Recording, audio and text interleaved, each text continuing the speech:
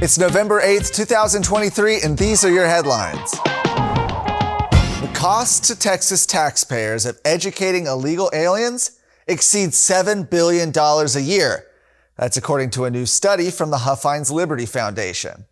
In the last fiscal year, nearly 2.5 million illegal aliens were encountered on the southern border by U.S. Customs and Border Patrol, with the majority of those encounters taking place, where else? Right here in Texas.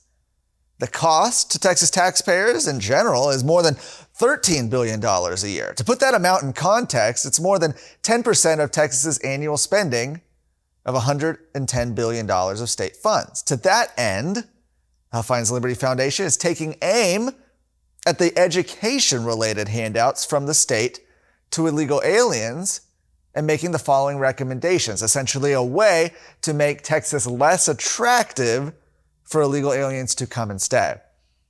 Their first recommendation is to eliminate in-state tuition for illegal aliens. That's been a priority for the Republican Party of Texas, been part of the platform, rather. 2, place a moratorium on the enrollment of illegal aliens in public schools until the U.S. government reimburses the costs. 3, require proof of citizenship status for students and parents of students. And number 4, require Texas school districts to count and report all non-citizen students and all children of non-citizens. The last part's pretty amazing. We were doing some recent work in this area itself, and currently schools don't report that, right? There's a very tough way to get that. They can look at students that are enrolled in English as a second language class. That can sort of be a rough approximation, but we don't really have official reports on non-citizen students.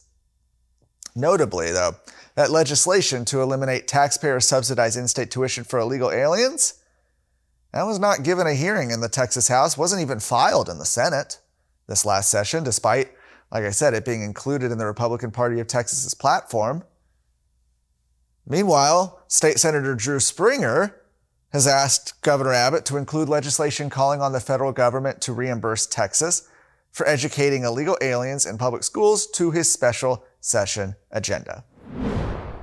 And speaking of that special session agenda, it's official.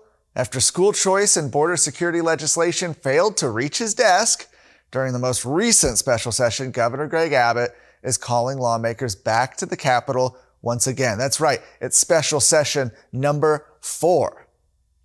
The 4th.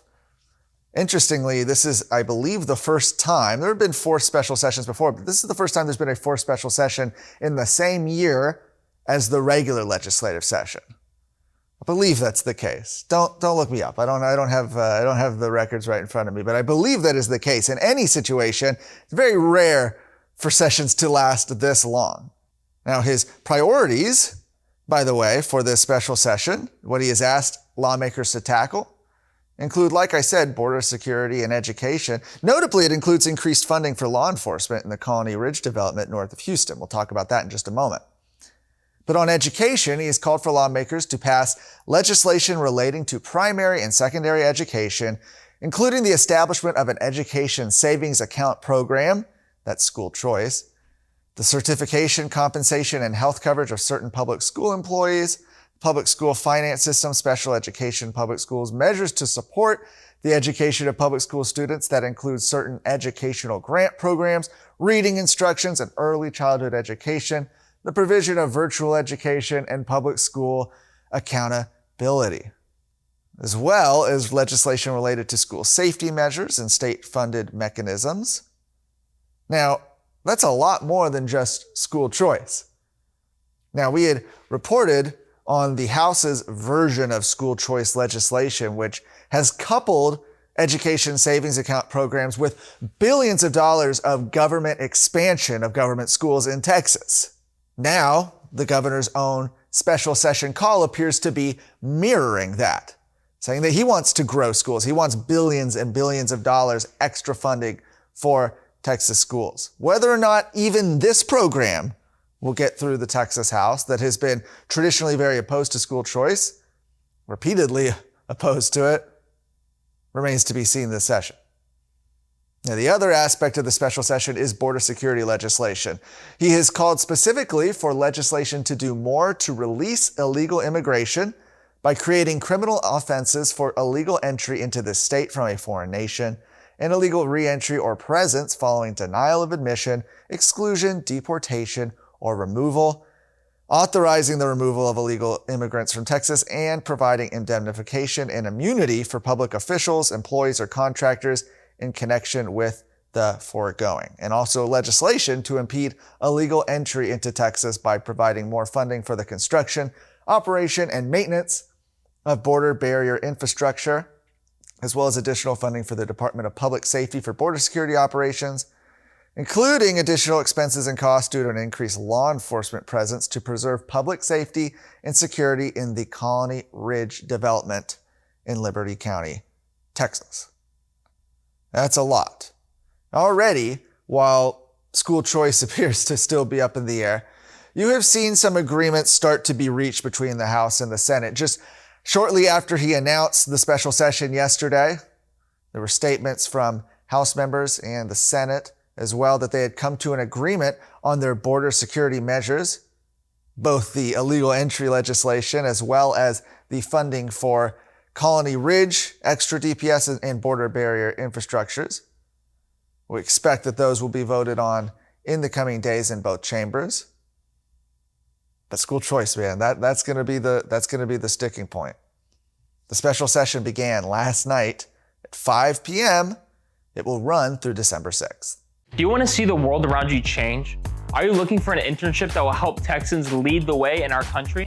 Texas Scorecard provides real news for real Texans and is one of the fastest growing news outlets in the state. Right now, Scorecard is looking for young people interested in journalism and media. We call it the fellowship. Not exactly that kind of fellowship, but you will find yourself around like-minded world changers dedicated to telling stories that matter to Texans. We're looking for young people ages 18 to 25 to join our paid fellowship. All fellows will receive a monthly stipend of $2,000 to cover their expenses. Fellows will have the opportunity to specialize in one of three tracks: writing, research, and administration. Go to texasscorecard.com/fellowship to apply today.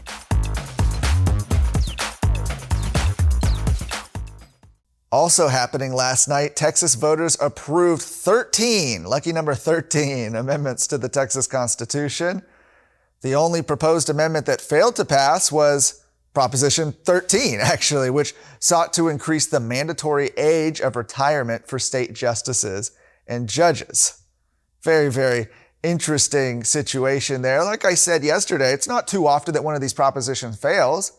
It's actually interesting. The last proposition to fail was in 2019. That dealt with municipal judges being able to hold multiple positions.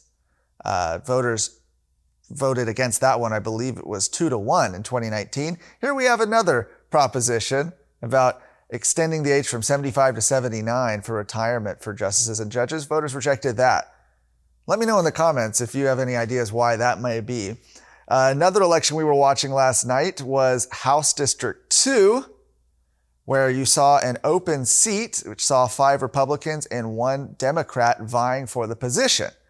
With all counties reporting last night, attorney Brent Money took the top spot in the first round of voting, with businesswoman Jill Dutton coming in second place. There was a little bit of a fight for second between her and another candidate. It is going to be Brent Money and Jill Dutton. Dutton has become the chosen candidate for House leadership, certainly, receiving support from sources like Texans for Lawsuit Reform, Associated Republicans of Texas, as well as some lawmakers in the Texas House that you would say are more establishment.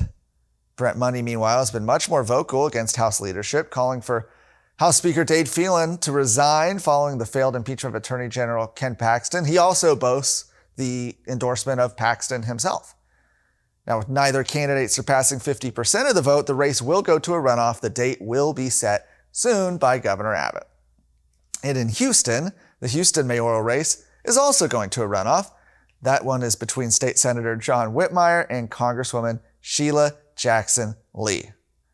There are also some victories on voters voting down some big bonds, including the stadium bond in Prosper, as well as a massive bond in Cleveland ISD, which is the school district that services Colony Ridge. You can check out those stories and more at texasscorecard.com.